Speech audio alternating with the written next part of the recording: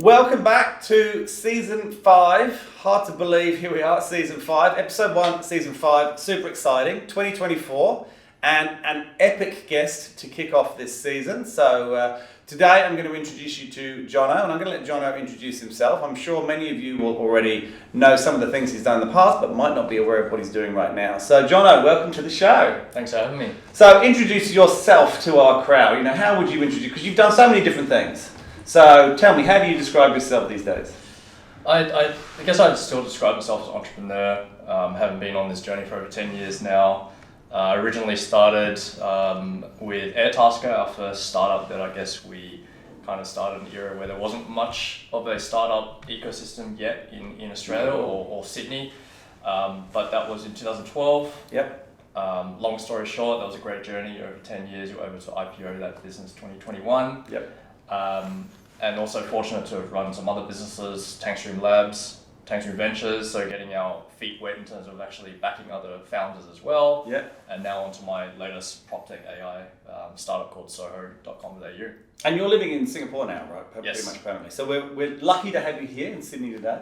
And Soho, are you basing that in Singapore? Is that global? Are you starting it there? And how long, I don't know how long that's been going now, 2-3 years, right?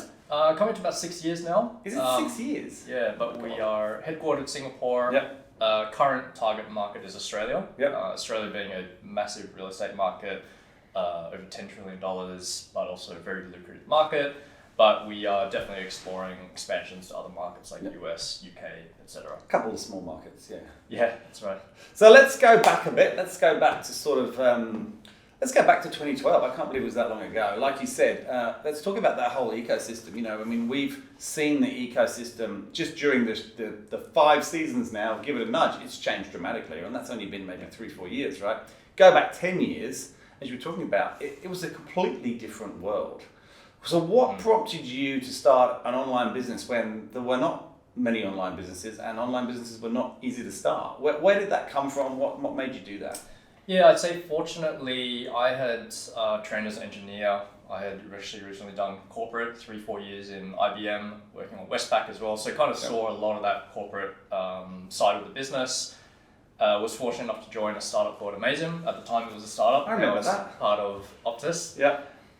But me and my buddy Tim, we knew each other from university. We joined as the first 2 employees, and we helped them kind of build that telco business up, which at the time was also innovative. It was a SIM-only operator, whereas most mobile plans of those days, you walk into an Optus store and you'd buy a SIM card and you'd sign up. So we were fully distributing just through Woolworths, Coles, etc. That was a great journey for us. We got to learn from the founders there who were very, very experienced building businesses overseas and all around Europe. And I guess eventually, about 1 year to 2 years in, with me and Tim, I guess we caught the startup bug and decided we wanted to go and do something ourselves. And the idea itself, I guess Airtasker, kind of was born out of a few just circumstantial situations. For me, working for a telco, and our partner was Optus. The iPhone was coming out, and I thought, this is great. I'm going to get my hands on an iPhone early through my Optus connections. And I remember them saying, there's no chance you're going to get an iPhone through us. You have to line up like everyone else. And for me, I was thinking, well, I have a job. I can't line up for 24 hours in front of the Apple store, but I would absolutely pay someone to do that for me. So for me, that was where I guess the idea kind of crystallized for him. And Tim had a very similar kind of situation. He asked me to help him move, and I told him I got better things to do. And so, I think that was kind of the formation of like, there is a need for this. But as you mentioned, the time's very different. 2011, 2012, there was no Uber in Australia, no Airbnb in Australia. So initially, actually, when we even pitched the idea to people, it was a crazy idea. People thought, why would you ever find someone randomly on an app and invite them into your home or office to do things for Sounds you? terrifying back then. Completely terrifying. Crazy. Yeah.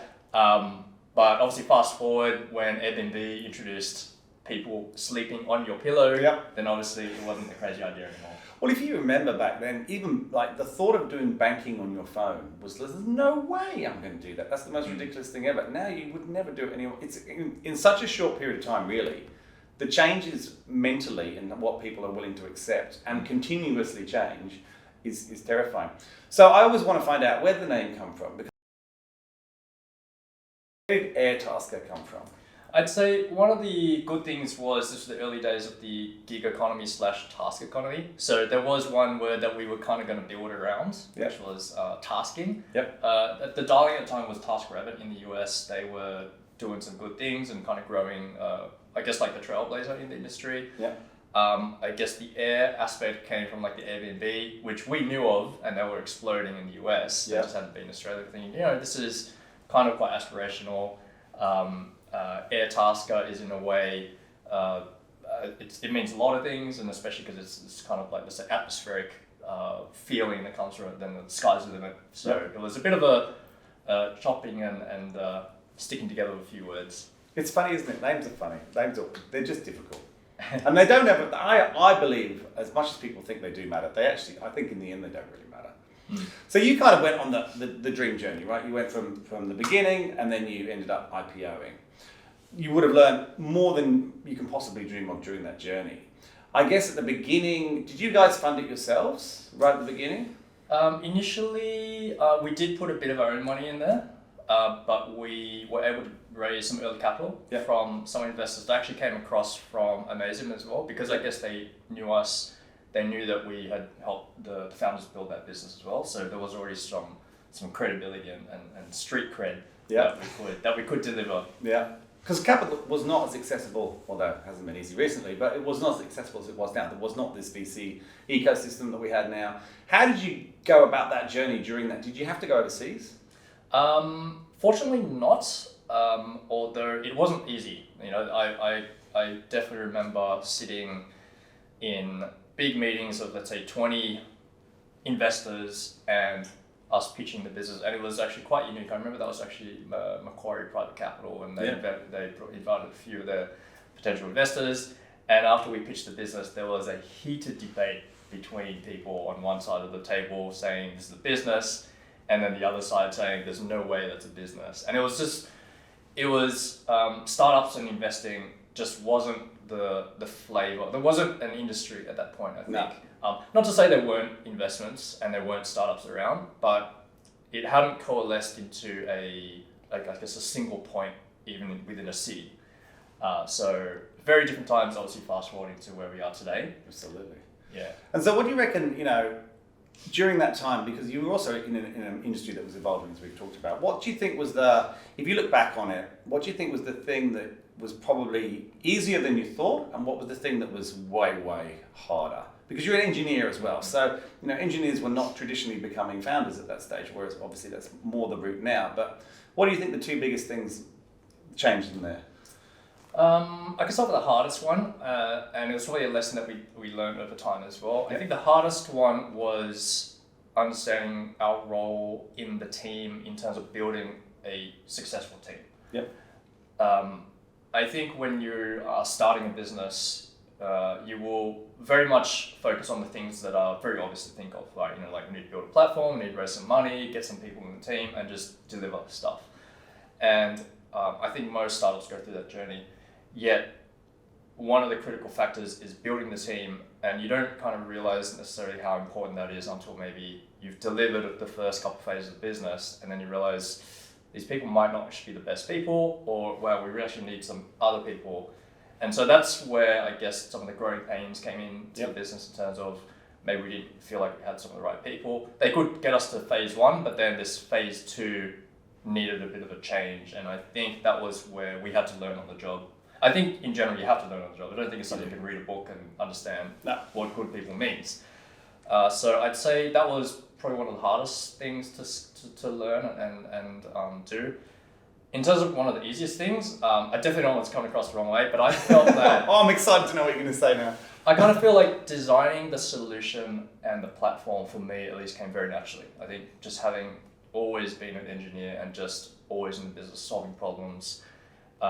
My background is also project management, which is around managing budgets, delivering results to a budget and a schedule. Yep. So for me, I actually found that very, very instinctive, very easy for me to do. And fortunately being able to get quite close to, let's say, the platform that was needed and the processes and the operations of the business to get it there. Yeah. A lot of that actually hasn't changed even today if you look at the platform. So I think that was probably a good learning lesson for me, that, you know, it's with the right approach and the right mentality and the right skills, you know, you can actually get there pretty fast. Yeah, well, look, I think it makes sense. I mean, if that's your background, you're obviously playing to your skills there. It's interesting what you said about the people and feeling that they could get you to a certain distance and then they couldn't get you there. Yesterday, I gave a talk at Tankstream Labs, Lunch and Learn, about that transition from startup to scale up and how it's okay to have people that get you to a certain point, but you will need to change them at a certain point, and you need to sort of understand that. And I think a lot of founders struggle with that because they feel they owe those people in those early years a lot more than potentially they might actually do. And they don't want to necessarily move them on or hire different people because that's just, I don't know, I think it's something in their heart. They just feel bad about that. But generally, the people who work very early on, not many of them will be able to transition as that company goes. So it's interesting that you mentioned that. Should have teed that up better. You should have come to my Lunch and Learn yesterday. Yeah. So you talked about Tankstream Labs. Obviously, we're sitting in Tankstream today filming this, which is cool. So where did that come from? Because co-working is not a natural sort of jump from building a tech platform. How did that come about? That was very organic, I have to admit. So when we started Airtasker and we were able to raise some capital, we thought we needed a space. And at this time, there was obviously no WeWork or anything like that. Nope. The only other operator that in town was Fishburners down near the Haymarket end of town. I remember that one. That was grotty down there, that one. Yeah, I mean, it was probably more towards like that garage style, which is more like the classic startup. It was dark and dingy. Vibe. Yeah. So for us, we fortunately were able to crash a empty floor of one of our investors who had a building up on Bridge Street. And it was already fitted out. They hadn't leased it out to any long-term tenant. And we thought, can we just crash here until we find some small garage in Surrey Hills or something? Yep. But I guess as the weeks kind of progressed, we were meeting a lot more startups, investors, founders, trying to understand like who else is doing cool things in the community. And the more and more we spoke to them, they would look at our space saying, you know, this is a great space. I'd love to just rent a desk here as well. And we thought, that's a great idea. Why don't we get these desks and rent them out to help us pay our own rents? So it was a very organic opportunity. That eventually became Tankstream 1, the very first floor we had. And we made a couple of mistakes setting that place up. For example, it was more of an office feel, and we thought, why don't we have a look what's under the carpet? So we tore up some of the carpet and realized we couldn't stick it back. So we thought, all right, let's just tear it all up and polish the concrete. Oh no. Similarly with the ceiling, we're like, what's behind the ceiling? We poked a few of those ceiling squares and they just crumbled. And we had no replacement, so we thought, all right, we have to tear it down now. So even the look and feel was very warehouse, but it was also by accident, I think. Was it really echoey once you put the concrete floor in? It was. So we actually had to put a couple foam absorbers like under the tables and some of the walls and the ceilings. That's right. And let's talk about sort of what you did after you IPO'd. So, you know, you go through that IPO, incredible emotional journey, I would imagine, to go through. You know, you've now got a public business, which is just an insane achievement for anyone to do. But I would imagine it's also very emotional. When you sort of, then obviously, how long after that did you move on from Airtasker? I moved on from Airtasker operationally around 2017. Yeah, still stayed on the board strategically up until probably about 2019 to 20 or so. And then from there, I had already started putting my head towards a new business. And so I just kind of like just chat mainly with the shareholders and Tim from that point onwards. And how did you find the leap? Because I've sold businesses in the past, and it's quite an emotional thing. I found for a very short period of time, and then you just check off and move on. Did you find the same thing? I mean, your journey was probably a lot more deeper than anyone I've had, but did you find it easy? Did you not find it easy? Do you ever have longings of going back? For me personally, I actually didn't find it hard at all. As you can probably tell, being an engineer, quite logical and you know, step by step. The way I thought about it was moving up to Singapore as part of that move. I knew that operationally I'd be in a different time zone, different location. This is all pre-COVID work from home era, right? So it's all around being close to your team, etc. And I just thought, well, I mean, practically it's probably better to get some other people to run the business, and I'll just be more of a strategic guide and help make critical decisions. So for me to step out of my day-to-day, it wasn't really difficult. There definitely were gaps in terms of, let's say, it was somewhat hard to kind of fill that void, I guess, with people that we really trust and think can really do a good job. That being said, personally, I didn't really have that much emotional attachment to, let's say, letting go of the reins per se. But that might just be my experience. I'm sure there are many other entrepreneurs who might find it very difficult to make. I've seen both. I've seen some who can't wait, and I've seen some who found it really, really hard, and then they kind of meddle and come back and annoy people. But it's good that you were able to do that. Yeah. And so, where did your idea for Soho come from? Where did that pop out of? It was definitely as part of the move up to Singapore. Having worked on Airtasker day in, day out, you go to sleep thinking about it, you wake up and it's the first thing you think about. Yep. A free marketplace where you can put up jobs and find people. And as part of the move, we sold our small 1-bedroom apartment to move up to Singapore. And I remember paying close to $4,000 just to put my property online before anything even happened. And it was just a big shock to me. Thinking, is that really how real estate works in Australia in 2017? Yeah. And I thought, looking at our own experience, Airtasker, your Ubers, Airbnbs, it's like it's to put your content or your supply or whatever it is onto their platform.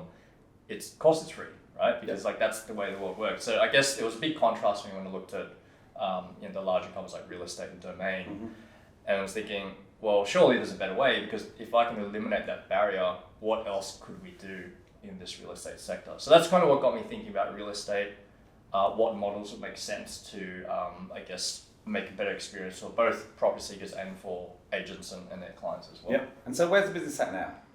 Yeah, so Soho, we predominantly we are AI recommendation engine. So all these other platforms, not just in Australia, around the world, they're all search-based platforms. So they're not really working for you unless you're actively using it and running searches and looking at all your search results. So what we do is we have an AI recommendation engine. So rather than asking you to do something every single time you need to use it, we ask you what your criteria is, and then we produce a set of property results. But with those results, you will rank every single one of those. So you can, let's say, swipe left or swipe right on those. And that explicit information that we get back, we're able to produce better and better recommendations for you throughout your entire property journey. So that's where I would say it's very similar analogies in other lifestyle categories, like say Netflix, for example, right? Netflix has a universal content library, but if we logged into each other's accounts, we would have very different recommendations to me. And that's because they understand you better and better. So that's the paradigm really working with Soho. And we've been growing quite well. We have 250,000 users a month, 20,000 agents every month using us that we support. So it's been a great journey, and AI is clearly the flavour of the day today. Certainly is. Well, you had the big announcement today as well about Microsoft's AI and Tankstream coming together. So you're just AIing everywhere right now. Absolutely. I think AI is, I would liken it to, I didn't know what starting a business was like back in the .com era, but I could imagine that once the internet arrived, every business suddenly became an internet business, right? Or every business that was starting. I think it's very similar. We're seeing that in our era today, where every business moving forward will have AI or be AI based in some way or form. There's no stopping. There's no reason not to have it. I think it's that powerful technology. Yeah, I mean, I think I'm old enough to remember the .com starting. I'm old enough to remember no email and having to fax things in those days. And I actually moved to Australia in '99 as it was just really kicking off that whole .com boom. And you're right, it just sort of became normal, and I think that's where we're at with AI now. I do have another question. So you moved to Singapore before COVID. Yes. Were you in Singapore during COVID? Yes. What was that like? Because to me it would seem awful. I don't know, because obviously it's an intense, warm, hot place, and if you're not allowed to go anywhere, how was it? I would say lockdown in most cities was probably a very, very similar experience to most countries or cities, depending on where you were.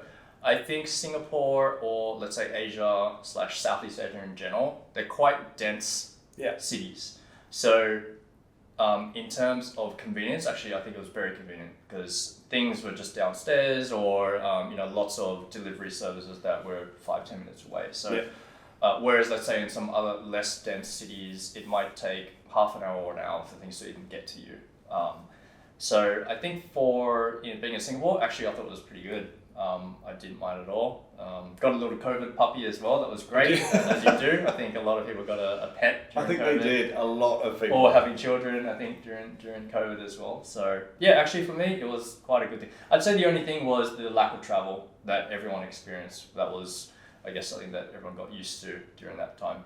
I remember thinking, am I ever going to fly again? Am I ever going to be able to go and sit in a restaurant? I remember that. It's funny now because life's almost gone back to pretty much normal.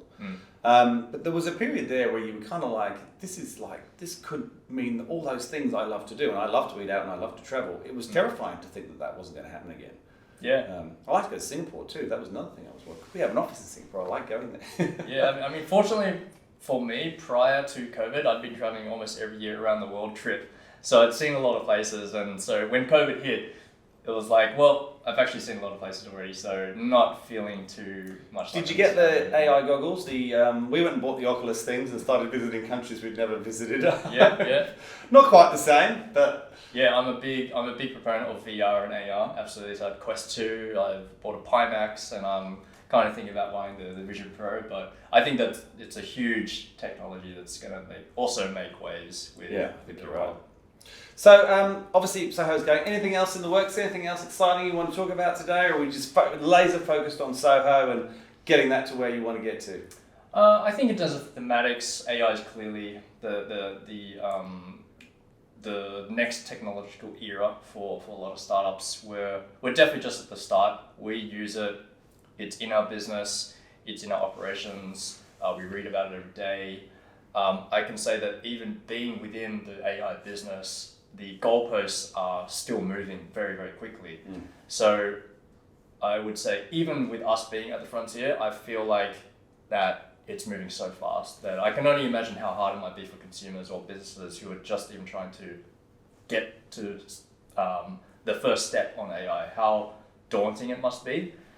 But it's super exciting. I think that I'm just trying to stay on top of it, looking at other businesses, what they're doing, investments or partnerships and so on. And yeah, it's a great time to be in technology, I think. I think you're right. I think we're trying to work out how we can incorporate it into Nudge, and I'm constantly looking at all the new AI HR businesses as well, because yeah, it's you can't not be involved in it. And I think the myth of us all being killed by robots is gone now. I think we've managed to dispel that, and I think the trust levels are building as they do far quicker than I think people imagined. So it's going to be interesting. Yeah, I think there will be definitely some use cases where people use it for good and people use it for bad, and we do need to obviously be aware of that. So long as we can have the right, I guess, agendas on like how do we protect ourselves, because those things can accelerate quite quickly. It's all around just trying to be a little bit ahead of the curve, or I mean, obviously illustrate some responsibility around how the technology propagates as well. Yeah, so, well, we're going to watch poor old governments trying to keep up with it as per usual and really, really struggle. So yeah, there should be some interesting years ahead. Yeah, I think governments are generally always late to the game. So I think this is probably where we will see the corporate responsibility play a bit more of a role. And I think we're kind of already seeing that with, say, OpenAI trying to instill a bit more, let's say, guardrails or slow progress down certain areas. Whereas, let's say, in the previous GPT iterations they had, there was more around like just get it out there. Yeah. I think they're starting to recognize there's a bigger responsibility now. I mean, I think ChatGPT was the biggest game changer ever because it made everybody aware of what was happening, I think. I mean, that just went boom like that in such a short period of time. So I'm looking forward to seeing what's coming next. Absolutely. Phenomenal technology, phenomenal paradigm shift as well. Yeah. These large language models, just getting started. I know. Well, look, thank you so much for coming on. It's good that we managed to nab you while you were here. I'm looking forward to having a look at Soho. Tell everyone out there you should be looking at Soho. And yeah, we'll get you back on in a few years and see how it's going. Sounds good. Thanks for having me. Cool. Awesome. Yeah!